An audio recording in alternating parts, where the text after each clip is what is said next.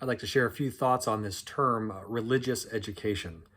I think religious education is something that is both broad and deep, and I think it entails all that you might think of when you initially hear this term, religious education. Something like Sunday school lessons or vacation Bible school, possibly confirmation or youth group.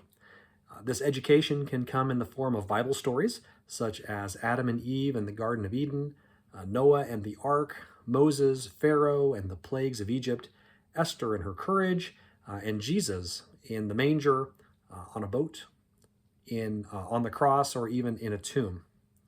Religious education can also involve learning about creeds, or history, or tradition, and even schism or separation. And all of these provide a wide range of topics, but can also take one deeper into understanding why they were important in their own time, but also why they are important for us today. And while we tend to assume that this education is solely intended for young people, adults are in equal need of this learning, and it can come through Sunday sermons or worship experiences, adult Bible studies or small groups, as well as other programs that are tailored toward those who are not children, but who also still want to learn and grow, either in their faith or in their spiritual development. And I believe that the responsibility of religious education is greater than can be handled by just one person. It really does take a team of people to help provide this kind of learning to others.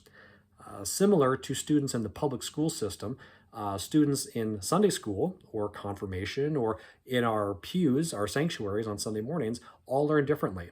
Some learn through auditory skills, some through visual, some through kinesthetic or hands-on learning.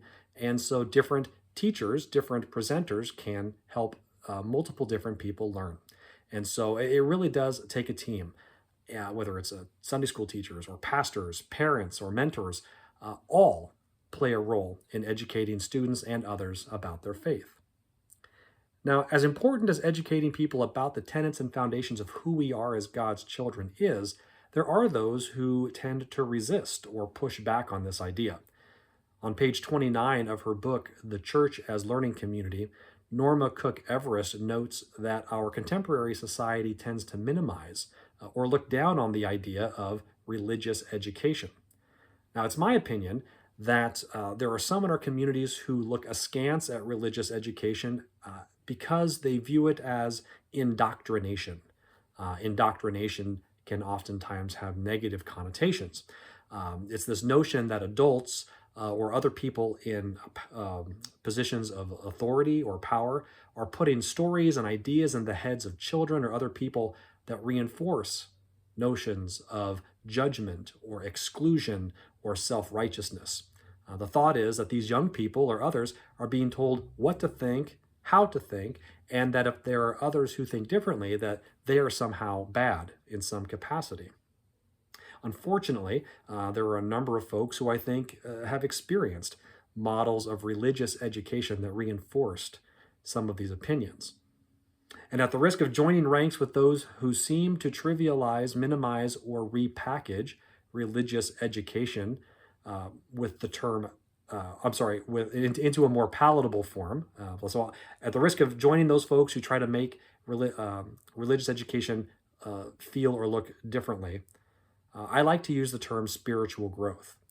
I believe that the connotations associated with spiritual or growth are perceived as less dogmatic or less perhaps authoritarian as religious and education. But regardless of the terms that are used, providing information and learning for all people on what it means to be part of a larger faith community, it's very important. Knowing Bible stories is good, but it is important to build off of the top layer of the story to understand why it is important. For example, teaching kids about Noah's Ark and all of the animals that went into it, it's a nice story. And I mean, who doesn't like animals, right? But as young people get older, it's time to expand the story and highlight why Noah needed to build the ark in the first place. Answering questions like, why did God make it rain? Why flood? Why did all of those animals need to go in the ark? Why didn't Noah let anyone else besides his family in the ark? What happened after the flood? And so on. So religious education or spiritual growth, whatever you want to call it, it's needed so that one understands who they are and why they are here within the larger context of a relationship with God and God's creation. So, just a few remarks, a few thoughts on religious education itself.